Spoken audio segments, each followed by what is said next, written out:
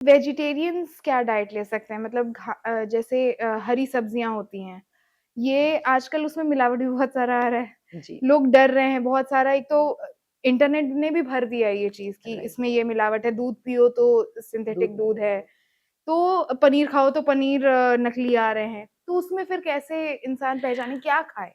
देखिए, वेजिटेरियंस के लिए अगर हम बोले तो बहुत सारी चीज़ें हैं। प्रोटीन हमें सिर्फ़ दूध या दही से नहीं मिल रहा है, हमें बाकी काफ़ी सारे सोर्सेज़ हैं, जैसे कि चीला हो गया, मटरा हो गया, जो कुलचे के साथ मटर मिलते हैं। हुँ, सो हुँ। 100 grams is approximately 9 grams, but उसमें 9 एसेंशियल अमाइनो एसिड्स हैं। आप टोफू ले सकते हैं, आप सोयाबीन के सीड्स ले आइए, टोफू घर पे बन सकता है। टोफू में अभी कोई एडल्टरेशन नहीं है।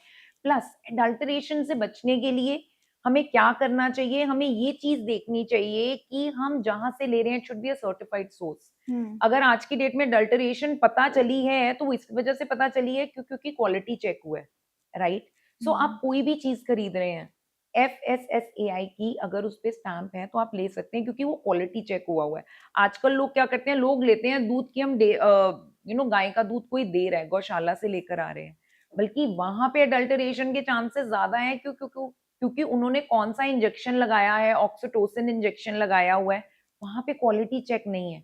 लेकिन अगर आप पास्चराइज्ड मिल्क लेते हैं या आप जो हमारे बाकी सर्टिफाइड प्रोडक्ट्स आ रहे हैं, अगर आप लेबल चेक करके कि वेदर इट इज़ सर्टिफाइड, तो हमें ये पता है कि हम उसको सेफली ले रहे हैं, right? So generally nowadays I have seen कि क्वालिटी चेकिंग चल रही है। So it is good for us कि जहाँ पे हमारी क्वालिटी चेकिंग के हिसाब से रिपोर्ट आती है, you can by that specific product. और और बाकी फॉर वेजिटेरियन वाला वेजिटेरियंस हाँ। के लिए अगर हम प्रोटीन की बात करें, तो एक आटा आता है, मैं अपने वेजिटेरियन क्लाइंट्स को देती हूँ teff flour. So it's not very easily available in market. हुँ, हम अमेज़न से लेते हैं जनरली, तो बड़े आराम से मिल जाता है, अदरवाइज़ आपको ब्लिंकिट या नॉर्मल किराने की दुकान पे नहीं मिलेगा। हुँ, So 100 grams of teff is 13 grams of protein, okay. which is equivalent to oats. हुँ, ओट्स के आटे में भी इतना प्रोटीन होता है, but the good part about teff is कि उसका जो कॉम्पोजिशन है that is more like having all essential amino acids, तो हुँ, उसकी हुँ, bioavailability of protein is good. So vegetarian diet में प्रोटीन है, उसमें प्रॉब्लम क्या है कि उसमें कंप्लीट प्रोटीन नहीं है। जैसे कि हम चिकन की बात करें, 200 grams of chicken breast is 62 grams of protein, हुँ, ठीक है? 200 grams of soybean is 36 to 40 grams of protein. दोनों का amino acid composition is good, but अगर हम दाल की बात करें, 100 grams of dal is 25 gram of protein कच्चा। हम उसको कुक करते हैं तो एक जने के हिस्से आता है 5 ग्राम, लेकिन वो जो 5 ग्राम की दाल हम खा रहे हैं, उसका essential amino acid composition is not complete. आप उसको खा तो रहे हैं, बट उसमें 9 एसेंशियल अमाइनो एसिड्स नहीं है, ठीक है? सो इसी ये तरीके अमाइनो से एसिड्स क्या है? Amino acid is basically complete protein. Incomplete protein होता है जो हुँ, कि हमारी बॉडी के लिए देखा जाए तो उसमें जो मसल गेन आती है ना, हाँ, जो गुड प्रोटीन होता है, हाँ, उसके अंदर 9 के 9 एसेंशियल अमाइनो एसिड्स होते हैं।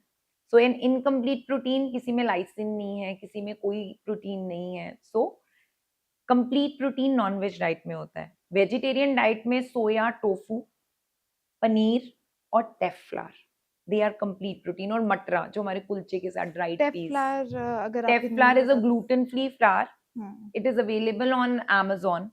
So 100 grams is 13 grams of protein. Okay. So जो लोग vegetarian and they want to complete their protein intake, ठीक है, they can have this roti, अगर हम लंच में भी डिनर में भी लेंगे, तो हमारा कहीं ना कहीं प्रोटीन इंटेक कंप्लीट हो जाता अच्छा, ये डायटीशियंस को अक्सर मैंने देखा है, जितना मैंने इंस्टाग्राम पे रील्स वगैरह भी देखी है, ये प्रोटीन इनटेक की बहुत बातें करते हैं।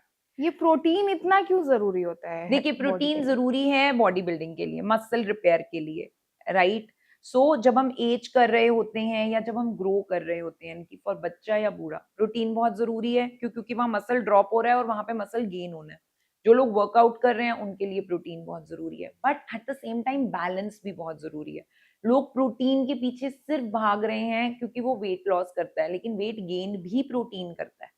अच्छा, अगर आप देखें, हम वेट लॉस में भी प्रोटीन खा रहे हैं, हम वेट गेन में भी प्रोटीन खा रहे हैं। ओके। वेट लॉस में हमें प्रोटीन के साथ फाइबर की भी ज़रूरत है। सो अगर आप कार्बोहाइड्रेट फाइबर की फॉर्म में, जैसे हम ब्रांड की रोटी देते हैं हुँ, या हम ओट्स देते हैं या हम दलिया देते हैं, आपकी बॉडी को कार्ब भी साथ में ज़रूरी है प्रोटीन के साथ, to make it a complete मील।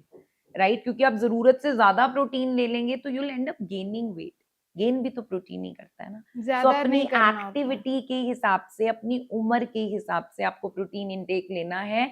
आप किस एज पे हैं उस हिसाब से, आप कितना वर्कआउट कर रहे हैं उस हिसाब से। जरूरत से ज्यादा कोई भी चीज नहीं लेनी है। Balance, balance is the key for a healthy body.